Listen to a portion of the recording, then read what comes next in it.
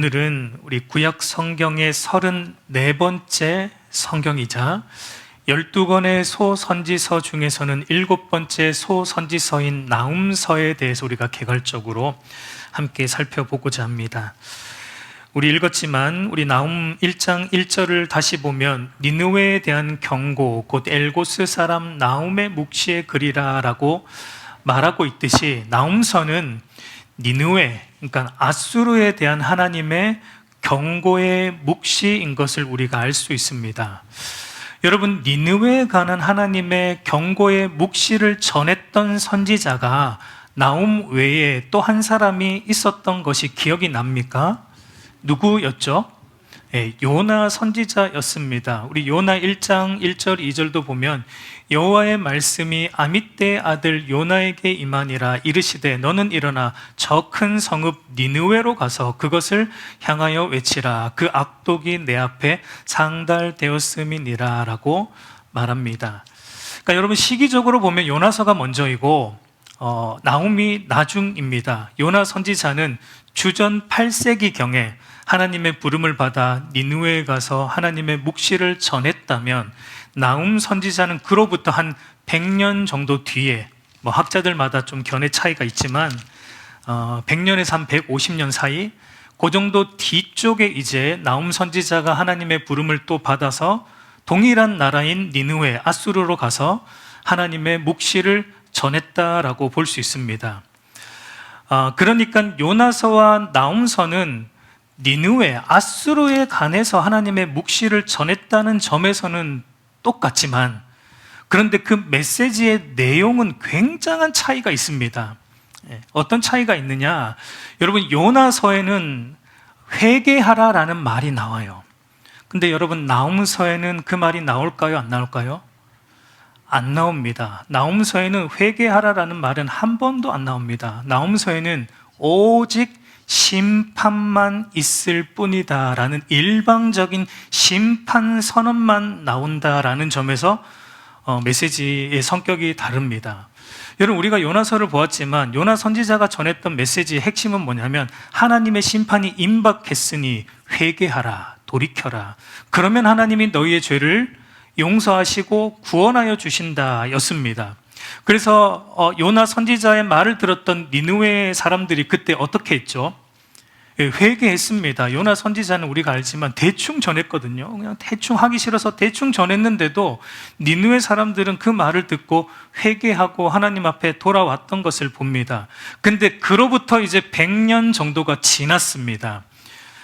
100년 정도 지났을 때 지금 니느웨는 또 어떤 상황인가? 여러분, 하나님이 그로부터 100년 뒤에 나훔 선지자를 다시 보내셔서 이번에는 심판이 있을 것이다 라는 말만 했다라는 것을 생각해 보면 100년 사이에 니느웨는 또 어떻게 됐다는 얘기입니까? 100년 사이에 니느웨는 또 그 시대에 회개했던 사람들이 다 지나가면서 그 후대의 니느웨 사람들은 또 하나님을 잊어버리고 자기 소견에 오른 대로 자기 육체의 욕심을 따라 살아가는 죄악에 물들어 있었다라는 것을 우리가 짐작할 수 있습니다. 그래서 하나님은 이제 100년 뒤에 나훔 선지자를 보내셔서 이제는 심판한다. 내가 이제는 니느웨를 심판한다 라는 말만 전하고 있다라는 것을 보게 돼요. 그래서 여러분, 나훔서를 읽어보시면 나훔서에는 오로지 심판의 내용만, 멸망의 내용만 나옵니다. 여러분, 나훔서는 3장밖에 안 돼요. 짧습니다. 1장은 니느웨에 대한 진노의 내용, 2장은 니느웨에 임할 하나님의 심판의 모습, 3장은 니느웨의 죄악. 그럼 니느웨가 얼마나 죄로 가득 차 있는가? 이 니느웨의 죄악과 그로 인한 또 멸망에 대한 내용. 그러니까 오로지 심판과 멸망의 메시지만 나훔서 안에서 나오는 것을 보게 됩니다. 아마 그런 이유 때문에 선지서들 중에서 제일 설교 안 되는 선지서가 아마 나훔서 같아요. 여러분, 나훔서 설교 들어보신 적 있습니까? 오늘 처음이죠. 저도 설교자로서 처음 나훔서를 설교해보는 것 같아요. 이렇게 개간 설교를 하니까 이 나훔서가 설교가 잘 안 됩니다. 왜냐하면 전부 심판밖에 없어요. 어떤 회개나 용서 이런 내용은 하나도 안 나옵니다. 그러면 여러분, 왜 회개의 메시지는 없고 오로지 심판의 메시지만 전하는 나훔서, 이 나훔서가 과연 우리에게 어떤 말을 하고 싶은 것일까? 우리가 생각해 볼 필요가 있습니다. 요나서는 회개하라라고 했는데 똑같은 니느웨의 복음을 전하는 나훔서는 회개는 아니고 오로지 심판만 나온다. 여러분, 이 요나서와 나훔서를 연결해서 볼 때 우리는 이런 생각을 해볼 수 있습니다. 여러분, 우리 인생에 회개의 기회가 언제나 있는 것은 아니다라는 겁니다. 하나님은 모든 이들이 다 회개하기에 이르기를 원하시죠. 그래서 지금 어떻게 하고 계세요? 오래 참고 계십니다. 오래 참고 계십니다. 그런데 끝까지는 안 참는다는 게 나훔서가 말하고 싶은 거예요. 하나님이 오래 참으시는데 끝까지는 내가 안 참을 거다. 심판을 내가 보류하고 있는데, 그런데 나는 끝내 심판을 행할 것이다 라는 게 여러분 나훔서가 주고자 하는 메시지입니다. 회개의 기회가 수없이 주어짐에도 불구하고 끝까지 돌이키지 않고 자기 소견에 옳은 대로 계속 살아간다면 그때 하나님은 누구를 보내신다고요? 그때는 나훔 선지자를 보내신다라는 얘기예요. 우리 사도 베드로가 그것을 이렇게 말하고 있습니다. 베드로 후서 3장 9절 10절 한번 같이 읽어보겠습니다. 주의 약속은 어떤 이들이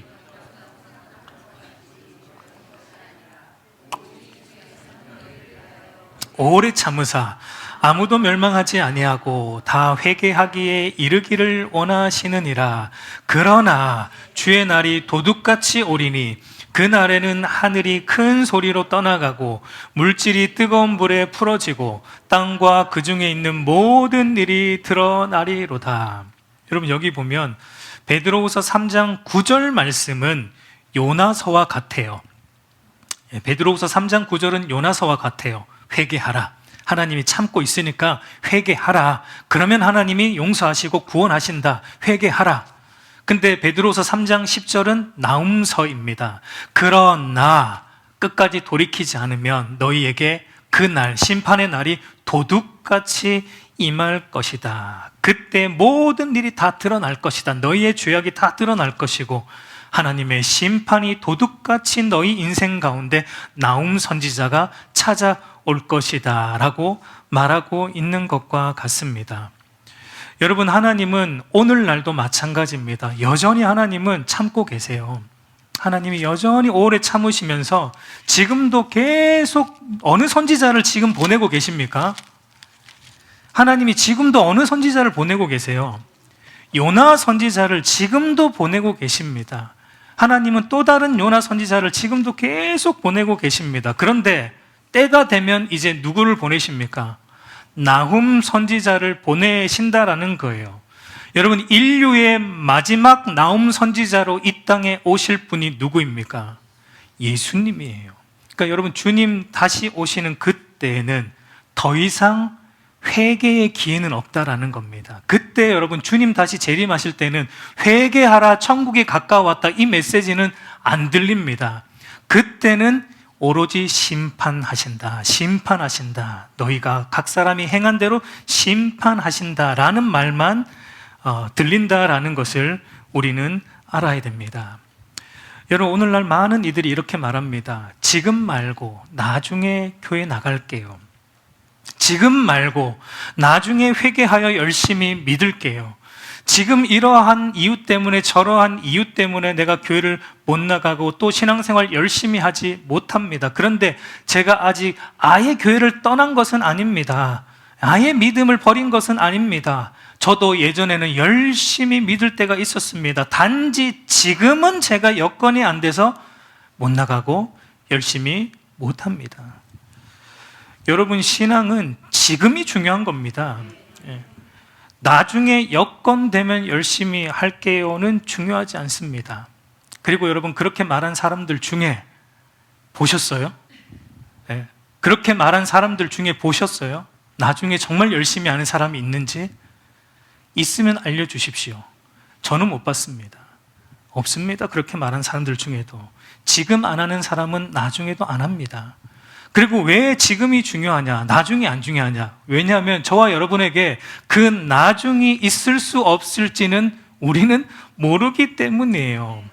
여러분, 우리는 늘 이 생각을 하고 살아요. 당연히 내일이 올 것이다 라는 생각을 당연시하며 살아가지만 사실 그렇지 않아요. 그거 당연한 거 아닙니다, 여러분. 왜냐하면 여러분, 오늘 지금 이 시간 우리 인생의 개인적 종말인 우리 개인의 죽음이 오늘 올 수도 있기 때문이고, 누가 압니까? 우리 모릅니다.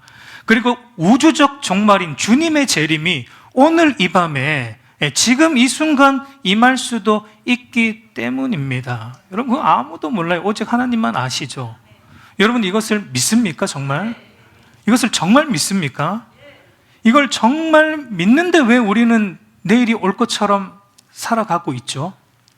이걸 정말 믿는데 왜 우리는 정말 내일이 당연히 올 것처럼 생각하며 내일로 신앙을 미루며 살아갑니까? 이게 우리의 문제라는 것입니다. 사도행전 1장 7절에서 이르시되 때와 시기는 아버지께서 자기의 권한에 두셨으니 너희가 알 바가 아니요 라고 말하듯이, 여러분, 그 때와 시기, 마지막 날에 대한 때와 시기는 우리는 절대 모릅니다. 여러분, 그거 안다고 하는 사람이 나타나면 이단이에요. 절대 모릅니다. 그것은 오직 하나님만 아십니다.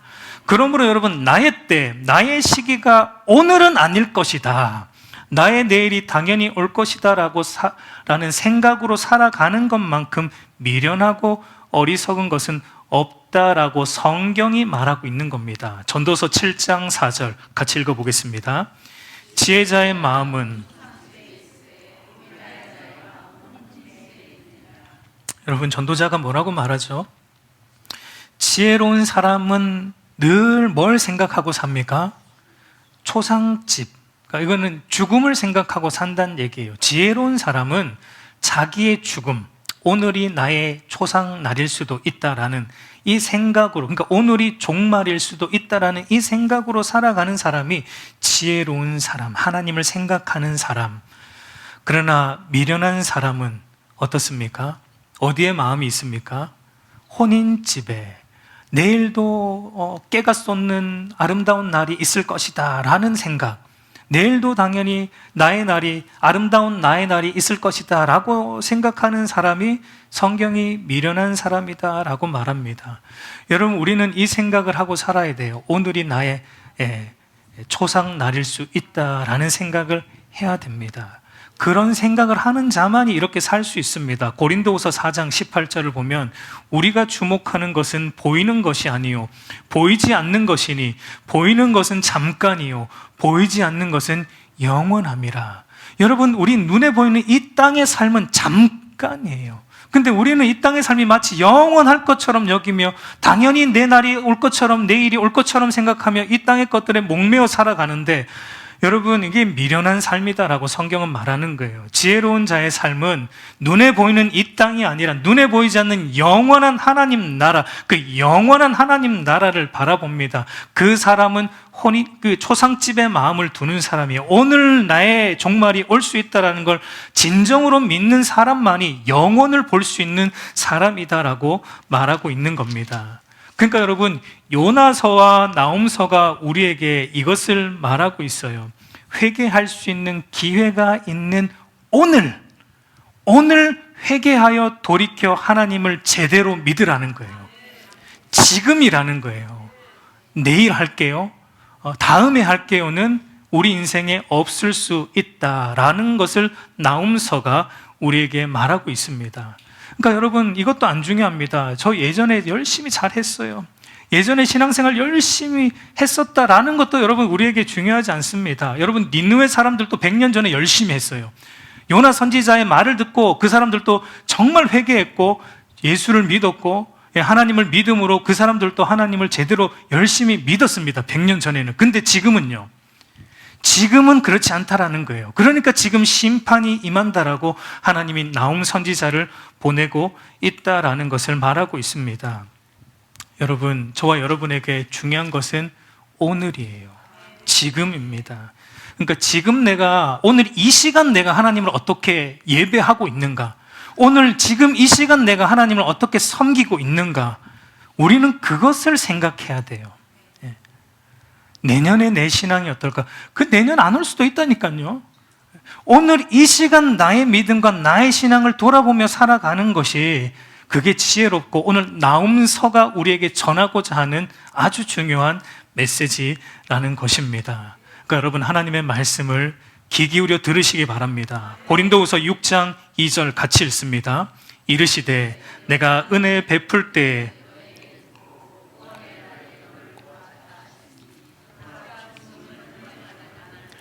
보라 지금은 구원의 날이로다. 여러분, 지금 은혜 받을 때이고 지금 구원의 때이고 지금 회개할 때라는 것을 성경이 말합니다. 그러므로 회개하여 돌이키는 일에, 여러분 주를 믿는 일에, 섬기는 일에 나중이 있겠지 하고 미루지 않기를 바랍니다. 여러분, 오늘 주님 앞에 엎드리시기를 바랍니다. 오늘 우리의 죄를 회개하시기 바랍니다. 오늘 주를 믿는 일과 섬기는 일에 오늘 죽을 것처럼 하시기 바랍니다. 그래서 여러분, 성경은 믿는 신자에게 게으르지 말라고 말하는 거예요. 그래서 게으름은 죄라고 말하는 거예요. 왜냐하면 게으름의 특징이 뭡니까? 게으른 사람의 특징, 게으른 사람이 자주 입에 달고 다는 말이 뭐죠? 나중에 할게요. 나중에 할게요. 다음에 할게요. 다음에 할게요. 네. 내년에 할게요. 내년에 한다고 안 하더라고요, 보니까. 네. 로마서 12장 11절 우리 같이 읽습니다. 부지런하여 게으르지 말고. 여러분, 성경은 우리에게 말합니다. 부지런하여 게으르지 말고 지금 열심을 품고 지금 주를 섬기라. 여러분, 그런 저와 여러분들이 되기를 간절히 소망합니다. 그러면 나움 선지자가 누구인가? 우리 나움 1장 1절을 다시 보면 니느웨에 대한 경고, 곧 엘고스 사람 나움의 묵시의 글이라 라고 말합니다. 이 나움 선지자에 대한 소개가 엘고스 사람이라고밖에 소개되는 게 없는데, 이 엘고스가 어디인지 모릅니다. 이 성경에 알려진 바가 없어요. 여기 딱 한 번 나와서 엘고스가 어디인지 우리는 알 길이 없습니다. 근데 학자들이 추측하기를 엘고스는 아마 신약으로 가보면 가버나움이었을 것이다 라고 말하는데, 그 이유가 뭐냐면, 여러분, 가버나움이라는 말이 헬라어로 카파르나훔이에요. 그러니까 이게 무슨 뜻이냐면 나훔의 마을입니다. 의미가, 그러니까 문자적인 의미가. 이런 의미 때문에 이제 학자들은 아마 이 엘고스가 신약으로 와서 가버나움 지역이었던 곳이었을 것이다 라고 추측을 하는데, 정확한 것은 모릅니다. 중요한 것은 뭐 엘고스가 어느 출신인가, 아니 이 나움이 어느 출신인가가 아니라 중요한 것은 하나님께서 니느웨의 심판을 전하는 선지자로 나훔이라는 사람을 부르셨다라는 게 이제 중요한 겁니다. 왜 나훔을 부르셨을까? 여러분, 그것은 이제 나훔 선지자의 이름의 의미를 우리가 찾아보면 그 뜻을 알 수 있는데, 나훔 선지자의 이름의 뜻은 무엇일까요? 위로라는 뜻입니다. 위로. 그래서 가버나움은 나훔의 마을도 되지만 위로의 마을이라는 의미도 돼요. 근데 나훔 선지자의 이름이 위로입니다. 그러니까 하나님께서 나훔 선지자를 통해서 이스라엘 백성들에게 어떤 말씀을 전하고 싶었다라는 겁니까? 위로의 말씀을 전하고 싶었다라는 것을 우리는 나훔 선지자의 이름을 통해 알 수 있습니다. 근데 여러분, 앞에서 보았지만 나훔서에 나오는 메시지의 내용은 전부 뭐에 대한 내용이었다고요? 심판, 죄에 대한 진노, 하나님의 진노, 하나님의 심판, 멸망에 대한 메시지인데, 그럼 이 메시지가 어떻게 위로의 메시지가 될 수 있을까? 분명 여러분, 나훔서는 하나님의 진노와 심판의 메시지인데 그 대상이 누구입니까? 그 진노와 멸망의 대상, 심판의 대상이 누구에 대한 것이었죠? 니느웨였죠. 아수르. 그러니까 이스라엘이 아니라 이스라엘의 대적이었던 아수르에 대한 심판과 하나님의 진노의 메시지입니다. 그러니까 여러분, 이스라엘의 대적인 아수르를 하나님께서 결국은 심판하신다라는 메시지는 이스라엘 백성들에게는 어떤 메시지입니까? 구원의 메시지이고, 이스라엘 백성들에게는 이것이 바로 위로의 메시지이기 때문에 하나님은 나움이라는 위로의 뜻을 가진 선지자를 부르신 것입니다. 그래서 나움 2장 2절도 보면 이제 아수르의 멸망과 같이 엮여서 나오는 내용이 뭐냐면 이 나움서 2장 2절에 여호와께서 야곱의 영광을 회복하시되 이스라엘의 영광 같게 하시나니 이는 약탈자들이 약탈하였고 또 그들의 포도나무 가지를 없이 하였음이라. 그러니까 아수르가 멸망하고 아수르가 심판당한다라는 메시지가 결국은 이스라엘에게는 회복의 메시지, 이스라엘의 영광이 회복될 것이다라는 메시지였기 때문에 하나님은 위로의 이름인 나움 선지자를 부르셔서 이들에게, 니느웨에게는 심판이지만 이스라엘 백성들에게는 위로의 메시지를 주고 있다라고 우리가 볼 수 있습니다. 그러면 여러분, 위로의 선지자인 나움을 통해 하나님께서 당시 이스라엘 백성들에게는 물론이고 오늘 저와 여러분에게도 어떤 위로를 주고자 하시는가, 무엇을 통해 위로를 주고자 하시는가, 우리가 이제 볼 필요가 있는데요. 우리 나움 1장 1절을 다시 보면 니느웨에 대한 경고, 곧 엘고스 사람 나훔의 묵시의 글이라라고 말하는데, 여기서 우리가 나훔의 묵시의 글을 한번 유심히 좀 볼 필요가 있을 것 같아요. 여러분, 나훔이 무슨 뜻이라 그랬죠? 위로라는 뜻이죠. 그러니까 이 말을 다시 말하면 위로의 묵시의 글이다라고 말합니다. 그러니까 여러분, 하나님이 이스라엘 백성들에게 위로를 주고 싶어요. 오늘 저와 여러분에게도 하나님이 위로를 주고 싶은데 그 위로가 무엇으로 주어진다라는 것을 의미하고 있습니까? 위로는 여러분, 하나님의 묵시를 통해 우리에게 주어진다라는 것을 말하고 있는 겁니다. 쉽게 말해 하나님의 말씀이 저와 여러분의 궁극적인 위로라는 겁니다. 여러분, 우리는 무엇에서 위로를 찾고 있습니까? 여러분, 옆에 있는 사람이 괜찮아, 다 잘 될 거야, 문제 없어, 괜찮아, 이런 말도 물론 위로는 돼요. 물론 위로는 돼요. 이왕이면 또 용돈 좀 주면서 괜찮아, 이거 써 하면서 얼마나 위로가 됩니까? 근데 여러분, 그것보다 그런 위로는 여러분 일시적인 위로죠. 그것보다 여러분, 진짜 위로는 무엇으로 오느냐? 하나님의 묵시로부터 우리에게 옵니다. 하나님의 말씀을 통해서 우리에게 위로가 온다라는 겁니다. 여러분, 시편 119편 50절 우리 한번 같이 읽어볼게요. 이 말씀은 나의 고난 중의 위로라. 주의 말씀이 나를 살리셨기 때문이다. 여러분, 고난 중에 우리에게 참으로 위로를 주는 건 하나님의 말씀밖에 없습니다. 하나님의 말씀이 고난 중에 우리의 위로이고 우리를 버티게 하고 끝낸 믿음으로 살아가게 하는 것은 하나님의 말씀밖에 없습니다. 그래서 그 시편 기자가 또 뒤에서 이렇게 말하죠. 우리 119편 52절도 보면은 여호와여, 주의 옛 규례들을 내가 기억하고 스스로 위로하였나이다. 시편 기자가 고난 중에 스스로 자기를 위로하는데 뭘 기억하고 있어요? 주님의 옛 규례, 율법, 하나님의 말씀을 기억함으로 자기 자신을 위로하고 있다라고 말하고 있습니다. 여러분은 무엇에서 여러분의 위로를 찾습니까? 저와 여러분의 인생에 고난도 있고, 여러분 믿는 자들의, 우리 신자들의 인생에도 아픔도 있고 상처도 있고 많은 아픔들이 우리 인생에 찾아오는데 그때 어디에서 자꾸 위로를 찾습니까? 그때마다 사람 찾아가고 누군가에게 하소연하고, 물론 필요해요. 그것도, 이거 하지 말란 얘기는 아니에요.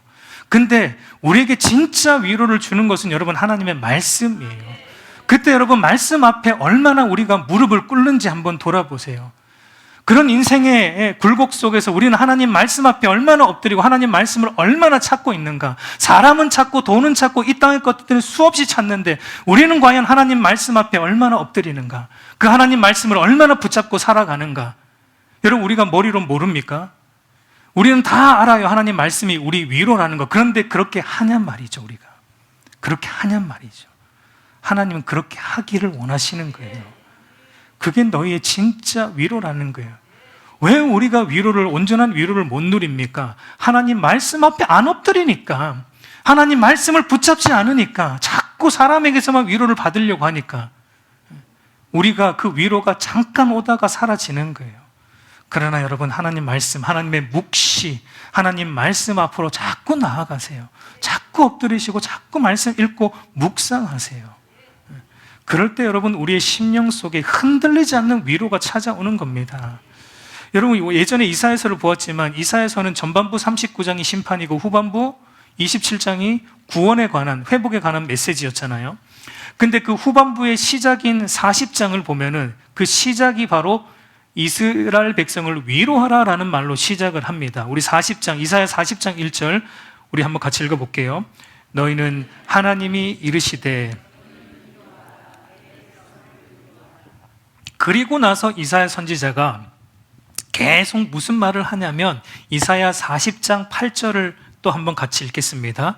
풀은 마르고 꽃은 시드나 우리 하나님의 말씀은 영원히 서리라. 보세요, 이사야가 내 백성을 위로하라, 이스라엘을 위로하라라고 말해놓고 뒤에 가서 뭐 얘기합니까? 하나님의 말씀만이 영원하다. 그러니까 우리의 위로가 어디로부터 온다는 거예요. 영원한 하나님 말씀으로부터 우리의 위로가 온다라는 것을 말하고 있습니다. 그러므로 여러분 말씀을 가까이 하십시오. 여러분 말씀을 좀 가까이 하세요. 말씀을 좀 읽으십시오, 여러분. 부탁드립니다. 제발 부탁드립니다. 좀 하나님의 말씀을 가까이 하시고 말씀을 읽으십시오. 말씀을 가까이 하는 인생은 하나님이 붙들어 주세요. 흔들리지 않게 해주세요. 그 어떤 일에도 여러분 흔들리지 않도록 하나님이 붙들어 주십니다. 왜냐하면 그 안에 말씀이 있는데 어떻게 흔들리겠어요?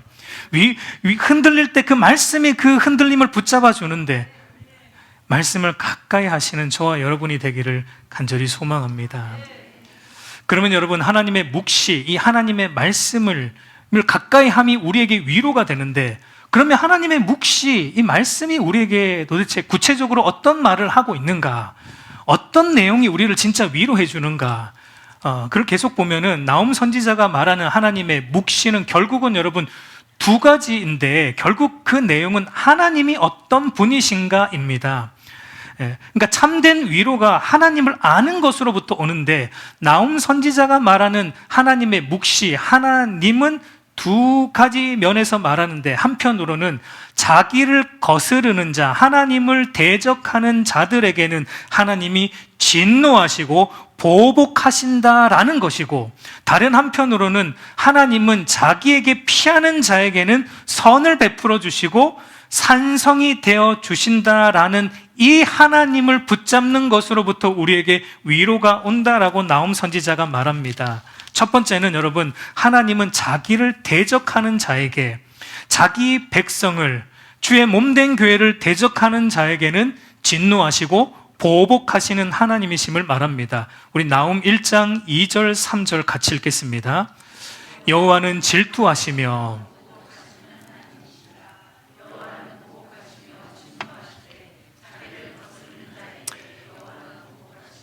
자기를 대적하는 자에게는 진노를 품으시며 여호와는 노하기를 더디하시며 권능이 크시며 결코 내버려 두지 아니하시느니라. 네, 여기까지만 보겠습니다. 여러분 여기 보면 보복하신다라는 말이 3번 반복되어 나옵니다. 뭐 진노도 나오는데 보복하신다라는 말이 3번 반복되어 나오는 것을 보게 되는데, 성경에서 3번 반복되는 건 최상급의 의미입니다. 계시록에도 보면 거룩하다 거룩하다 거룩하다 만군의 주 여호와여 할 때 3번 반복되는 건 최상급이에요. 하나님만이 최고로 거룩한 분이다라는 얘기거든요. 그러니까 여기서 보복하다라는 말이 3번 반복되어 나온다는 것은 하나님이 최고의 보복자이다라는 의미입니다. 달리 말해 하나님이 참된 재판관, 하나님만이 최고의 재판관이시다라는 말이에요. 그래서 1장 6절도 보면 이렇게 말하죠. 누가 능히 그의 분노 앞에 서며 누가 능히 그의 진노를 감당하랴. 그의 진노가 불처럼 쏟아지니 그로 말미암아 바위들이 깨지는도다. 이 말은 그 누구도 하나님의 진노와 심판으로부터 피할 수 있는 사람은 아무도 없다라는 것을 말하고 있는 겁니다. 여러분 지금 이 세상을 보면 하나님을 부정하고 대적하는 자들에게 아무런 심판이 임하지 않는 것 같아 보인다 할지라도, 하나님을 대적하는 악인들이 어찌 보면 더 형통하게 살아간다 할지라도, 때가 되면 하나님이 어떻게 하신다는 겁니까? 때가 되면 하나님은 그들의 악행에 대해 반드시 하나님은 하나님 없이 사는 그들의 오만방자함에 대해서 진노하시고 보복하심으로 정당하게 심판하신다라는 것입니다. 여러분, 당시 이스라엘 백성들이 볼 때 하나님을 대적하는, 하나님의 백성을 괴롭히는 아수르 사람들이 더 승승장구하고 있었죠. 고대 근동의 패권을 장악하고 있었으니까 더 승승장구하고 있었고, 하나님의 백성 이스라엘을 지속적으로 괴롭혔을 뿐만 아니라 주전 722년경에 북이스라엘을 실제로 멸망시켰습니다.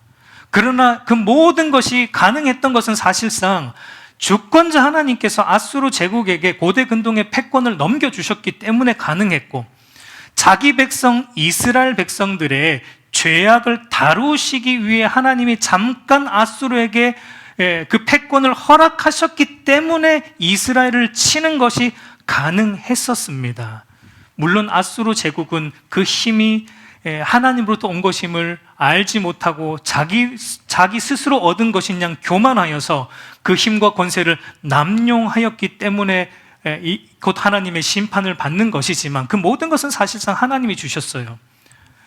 그래서 하나님은 이제 아수르 제국이 하나님의 앞에 교만하였기 때문에 그 권세와 힘을 하나님 앞에 겸손하게 사용함으로, 하나님이 권세와 패권을 주신 것은 주변 나라들을 돕기 위함인데 돕기보다는 침략하고 죽이고 빼앗는 일에 아수르가 그 권세를 사용했기 때문에 하나님이 이제 때가 되어서 그 책임을 물으심으로 정당하게 심판을 행하신다라는 것이 나훔 선지자가 전하는 메시지입니다. 여러분, 아수르 제국이 그 당시에 얼마나 잔인하고 포악했는가, 여러분 나훔서 3장 1절 3절 우리 한번 같이 읽어볼게요. 화 있을진저 피의 성이여,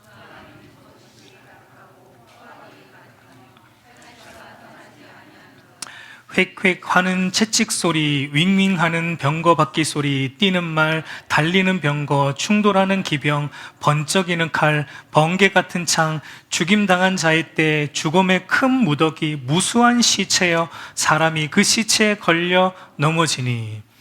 여러분, 당시 아수르 제국이 이와 같이 그러니까 거짓과 포악이 가득 찼고 주변 나라들에 대한 탈취가 떠나지 않았고, 그래서 아수르 제국에 의해 죽은 시체가 막 거리에 널려 있고 쌓여 있을 정도로, 시체가 길을 가다가 발에 걸려 넘어질 정도로, 그래서 아수르 제국에게 붙여진 별명이 무엇입니까? 피의 성이다라는 별명이 아수르 제국에게 붙여졌습니다. 그뿐 아니라 도덕적, 종교적, 성적으로 부패가 극에 달했어요. 우리 나훔서 3장 4절도 보면, 이는 마술에 능숙한 미모의 음녀가 많은 음행을 함이라. 그가 그의 음행으로 여러 나라를 미혹하고 그의 마술로 여러 족속을 미혹하느니라. 온갖 주술과 온갖 미신과 온갖 우상 숭배와 온갖 성적 타락과 부패가 이 아수르 제국 안에 넘쳐났다라는 거예요. 여러분, 하나님은 요나 선지자의 때에는 참아주셨습니다. 그때는 기다려 주셨어요. 회개하고 돌아오기를. 그리고 잠시 회개하고 돌아오는 자들이 있었습니다. 그러나 이제는 나훔 시대의 때는, 이제는 하나님이 더 이상 참을 수 없을 만큼 이들의 죄악이 관영했기 때문에 하나님은 나훔 선지자를 통해 심판을 선언하고 계신 겁니다. 우리 나훔서 1장 12절을 보면 여호와께서 이같이 말씀하시기를, 그들이 비록 지금은 강하고 많을지라도 내가 어떻게 하신다고요? 반드시 멸절을 시키겠다. 없애버리겠다. 내가 전에는 이 아수르를 통해 이스라엘을 괴롭혔으나 이스라엘의 죄악을 징계하시기 위해 잠시 그렇게 했지만, 그러나 이제는 다시는 아수르가 너를 괴롭히지 못하게 아수르 제국을 심판하시겠다라고 하나님은 말씀하고 있습니다. 여러분, 그래서 결국 어떻게 되었습니까? 하나님의 때에 어떻게 되었어요? 아수르 제국이 여러분 어떻게 되었습니까? 결국 우리가 지나간 역사를 통해 증명이 되었듯이 이스라엘을 괴롭힌 아수르 제국은 하나님이 새롭게 일으킨 바벨론 제국을 통해, 신흥강국 바벨론 제국에 의해 주전 612년경에 멸절되었습니다. 망했습니다. 아수르 제국 멸망에 대한 예언이 나훔서 2장과 3장의 말씀인데, 여러분, 하나님의 말씀이 정확하게 성취되었어요. 우리 나훔서 2장 1절을 보면 파괴하는 자가 너를 치러 올라왔으니, 여기서 파괴하는 자는 바로 하나님이 새롭게 일으키시는 신흥강국 바벨론 제국입니다. 근데 그 바벨론 제국이 아수르를 공격하는 모습에 대한 묘사가 계속 나오는데, 나훔서 2장 3절을 보면 그의 용사들의 방패는 붉고 그의 무사들의 옷도 붉으며 그 항우를 버리는 날에 병거의 쇠가 번쩍이고 노송나무 창이 요동하는도다 라고 묘사를 하고 있는데, 여러분, 당시 바벨론 제국의 군사들의 창과 그 갑옷의 색깔이 어땠을까요? 붉은색이었다고 합니다. 고고학적 발견이 있었습니다. 증명이 되었어요. 여러분, 인터넷 서치해보면 다 나와요. 구글에다가 고대 바벨로니안 솔저 이렇게 고대 바벨로니안 그 군사 이렇게 검색을 해보시면 그때 입었던 그 바벨론 군대의 색깔이 붉은, 그 방패가 붉은색이었어요. 여러분, 이 예언 주실 때는 아직 바벨론 제국이 일어나지 않을 때 주신 거예요. 근데 그 하나님의 예언이 정확하게, 아주 정확하게 성취가 된 것을 우리는 보게 됩니다. 여러분, 그러므로 하나님의 말씀은 1.1획도 거짓이 없고, 하나님께서 약속하신 모든 말씀이 역사 속에서 이미 일부는 성취되었고, 지금도 성취되어 가고 있고, 앞으로도 성취될 것입니다. 이것이 저와 여러분의 위로예요. 하나님의 말씀이 성취된다는 게 저와 여러분의 위로입니다. 우리가 왜 이 시간에 이 자리에 앉아서 이렇게 예배 드립니까? 말씀이 성취될 것이기 때문에 있는 거예요. 말씀이 성취 안 되면 우리가 왜 예배 드릴 이유가 없죠. 사도 바울의 말 따나, 여러분, 하나님의 말씀이 성취가 안 되면, 예수님 부활하심이 성취가 안 되었으면, 그리고 예수님이 다시 재림하시지 않으면 우리만큼 어리석은 사람이 어디 있고 우리만큼 바보 같은 사람이 어디 있습니까? 여기서 이렇게 예배하면서 시간 낭비할 사람이 어디 있습니까? 그것이 성취가 안 된다면. 그러나 우리는 성취됨을 믿습니다. 하나님이 다시 오실 것을 믿습니다. 그때는 심판하실 것을 우리는 믿습니다. 그래서 우리는 오늘 이렇게 말씀대로 사는 거예요. 우리의 죄성을 회개하는 거예요. 우리 본성에 이끌려 안 살려고 몸부림치는 거예요. 왜냐하면 주님 다시 오실 것을 약속하셨고 이루실 것이니까. 각 사람이 행한 대로 하나님이 심판하신다라고 말씀하셨고 그걸 이루실 것이니까. 여러분, 그것을 믿습니까? 여러분, 그걸 믿는 게 위로입니다. 그 말씀이 성취가 된다는 게 우리의 위로예요. 그러니까 여러분, 진리의 말씀을 굳게 붙들으십시오. 이 말씀을 붙잡는 자들만이 오늘도 우리가 세상을 쫓아 살지 않을 수 있습니다.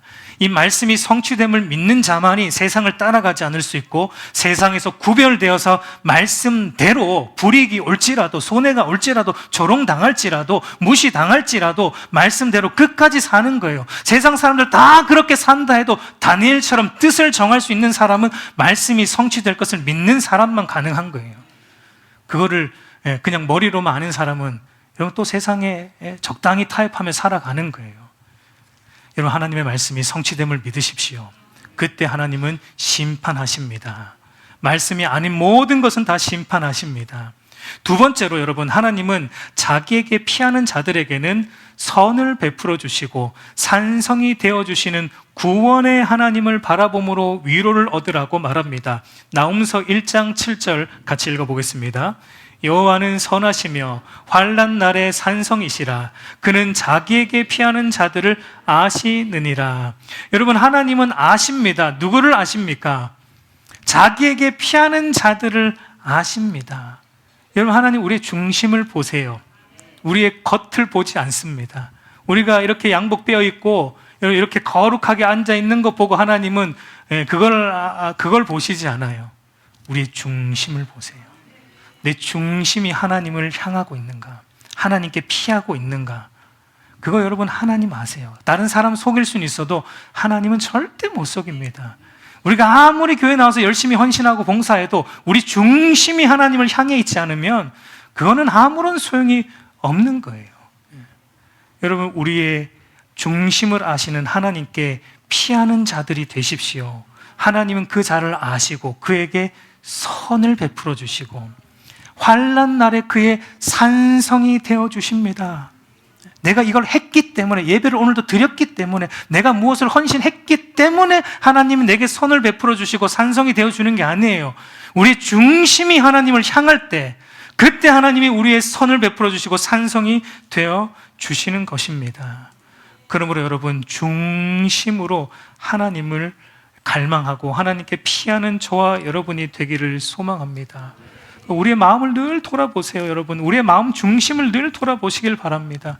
중심으로 하나님을 섬기는 자들이 되기를 간절히 소망합니다. 여러분, 이렇게 되려면 우리가 계속 우리의 시선을 하나님께만 둬야 됩니다. 우리의 믿음은 연약하지 않아요. 오늘 우리 찬양 불렀던 가사에도, 그 하늘 위에 주님밖에 없는 가사에도 보니까 우리의 힘과 우리의 믿음은 연약하죠. 우리의 힘과 믿음은 연약합니다. 흔들립니다. 늘 흔들립니다. 넘어집니다. 그렇기 때문에 히브리서 기자가 우리로 하여금 너희의 시선을 어디에 고정시키라라고 말합니까? 믿음의 주요, 너희의 믿음을 온전케 하시는 이인 예수 그리스도를 바라보라. 그때 바라보라는 말이 영어로 보면은 픽싱이에요. 고정시켜라. 예수님에게 너희의 시선을 고정시켜 놓을 때 우리의 믿음이 흔들리지 않고 우리의 믿음이 완성되어 가는 거예요. 근데 우리 시선이 예수님에게 있지 않고 하나님께 있지 않고 또 사람을 바라보고 또 이 땅의 걸 바라보면 우리는 흔들립니다. 흔들립니다. 여러분, 예수님께 저와 여러분의 시선을 둠으로 하나님을 늘 하나님께로 피하는 저와 여러분이 되기를 간절히 소망합니다. 우리는 여러분 어린 양과 같아요. 어리석은 어린 양과 같아요. 여러분, 어리석은 양은 양이 목자의 음성을 듣고 있으면은 바른 길로 갈 수 있습니다. 근데 목자의 음성을 듣지 않으면 양은 반드시 곁길로 갑니다. 그릇된 길로 갑니다. 우리는 성경이 말하잖아요. 우리는 다 어리석은 양과 같은 존재입니다. 그러니까 우리의 귀가 항상 하나님 말씀을 향해 있어야 돼요. 사람의 말이 아니에요. 하나님 말씀을 향해 있을 때, 목자 되신 하나님의 말씀을 향해 있을 때 우리가 바른 길로 우리의 믿음이 흔들리지 않고 갈 수 있는 것입니다. 이제 여러분, 말씀을 맺고자 합니다. 오늘 우리는 어디에서 그리고 무엇에서 위로를 구하고 있습니까? 여러분, 참된 위로는 이 땅이 아니라 하늘로부터 임함을 깨달았기를 소망합니다. 참된 위로는 하나님을 부정하며 자기 육체의 욕심을 따라 사는 자들에게는 하나님이 그들이 행한 대로 보복하시는 공의의 하나님이시고, 또한 하나님을 의지하는 자에게는, 중심으로 의지하는 자에게는 선을 베푸시고 산성이 되어주시는 하나님을 바라봄으로 우리에게 위로가 옴을 오늘 말씀을 통해 깨닫는 은혜가 있기를 소망합니다. 그래서 마지막으로 우리 하이델베르그 교리문답 제1문, 이것을 이렇게 정리해 주고 있는데, 이것을 우리 한번 같이 읽어보도록 하겠습니다. 제가 문을 읽으면 다 같이 답을 같이 합독해서 우리 하나하나 좀 깊게 생각하면서 읽도록 하겠습니다. 살아서나 죽어서나 당신의 유일한 위로는 무엇입니까? 살아서나 죽어서나 나는 나의 것이 아니요 몸도 영혼도 나의 신실한 구주 예수 그리스도의 것입니다. 그리스도께서는 그의 보혈로 나의 모든 죄값을 완전히 치르고 나를 마귀의 모든 권세에서 해방하셨습니다. 또한 하늘에 계신 나의 아버지의 뜻이 아니라면 머리털 하나도 땅에 떨어지지 않도록 나를 보호하시며 참으로 모든 것이 합력하여 나의 구원을 이루도록 하십니다.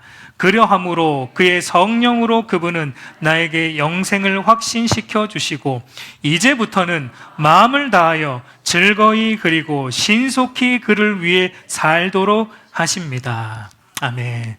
여러분, 이것이 우리가 살아있든지 죽어있든지 우리의 유일한 위로인 것입니다. 이것이 저와 여러분의 최고의 나훔이에요. 위로입니다. 저와 여러분의 몸과 영혼이 누구의 것입니까? 그리스도의 것입니다. 이게 저와 여러분의 위로입니다. 우리가 그리스도께 속해 있다라는 게 우리의 최고의 위로입니다. 그래서 여러분, 우리가 하나님께 속해 있기에, 그리스도께 속해 있기에 하나님이 우리의 머리털을 다 세신 바 되어서 그 어떤 것도 하나님의 허락 없이는 우리의 머리털 하나도 상하지 않도록 우리를 인도하시는 것, 이게 우리의 위로예요. 근데 여러분, 하나님이 우리를 책임지시는데 이 책임지심 안에는 우리가 기억해야 됩니다. 하나님이 하나님 말씀대로 살아가지 않을 때는 우리를 책임지시는데, 책임지시기 때문에 어떻게 하십니까? 징계도 하신다 라는 것을 우리는 기억해야 돼요. 우리가 하나님 말씀대로 안 살고 내 소견에 옳은 대로 살아갈 때, 여러분, 우리 믿는 신자라 할지라도 이스라엘 백성들을 아수르를 통해 심판하셨듯이, 바벨론을 통해 심판하셨듯이 우리가 하나님 뜻대로 살아가지 않을 때 하나님 우리를 책임지시는데, 그 책임지심 안에는 우리가 뜻대로 살아가지 않는 우리의 죄악을 하나님은 징계하시고 심판하실 수도 있다라는 거 기억해야 돼요. 우리 인생에 아수르가 올 수 있어요. 우리 인생에 바벨론 제국이 찾아올 수 있다라는 겁니다. 어쨌든 그렇든 여러분, 하나님은 책임은 지십니다. 네, 이것이 우리의 최고의 위로입니다. 여러분, 그 믿음으로 날마다 여러분 주를 의지하며, 오늘 이 하이델베르그 요림대 1문 마지막에 말하듯이 여러분, 이제부터는 마음을 다하여 그리고 즐거이 그리고 신속히 그를 위해 살아가는 저와 여러분이 되기를 우리 주님의 이름으로 축복합니다.